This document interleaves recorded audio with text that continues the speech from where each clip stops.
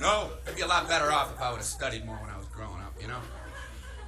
But you know where it all went wrong was the day they started the spelling bee. Because up until that day I was an idiot, but nobody else knew, you know? When the spelling bee day, you know, popped up. All right, kids, up against the wall. It's time for public humiliation. Spell a word wrong, sit down in front of your friends.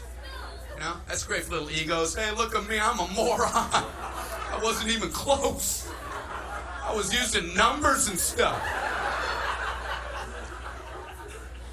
That's why I admired that kid who spelled it wrong on purpose so he could sit down, you know?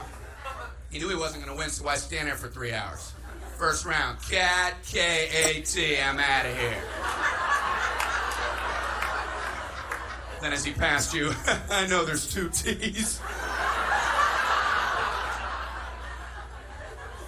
I remember my teacher asked me, Brian, what's the I before E rule? I before E, always. What are you, an idiot, Brian? Well, apparently.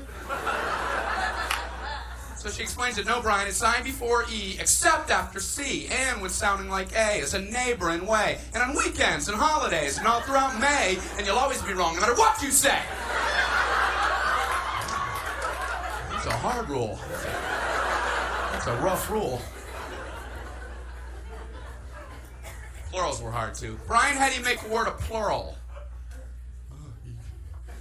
You put an S. You put an S at the end of it. When?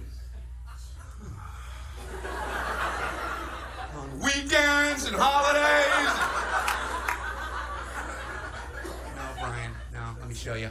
So she asked this kid who knew everything, Erwin, what is he plural for? Ox. Oxen. The farmer used his oxen. Brian, what? Brian, what's the plural for box? Boxing. I bought 2 boxing of donuts. No, Brian, no. Let's try another one. Erwin, what is he plural for? Goose. Geese. I saw a flock of geese. Brian, what? Brian, what's the plural for? Moose. Moosin'. I saw a flock of moosin'. There are many of them, many much moosin'. Out in the woods, in the woodsin'. The meat's wanting the food. Food is to eating, is it? The meat's wanting the food, it ain't a wooding in, is it? And the food in the wooding, is it? Brian. You're an imbecile. Imbecilin'.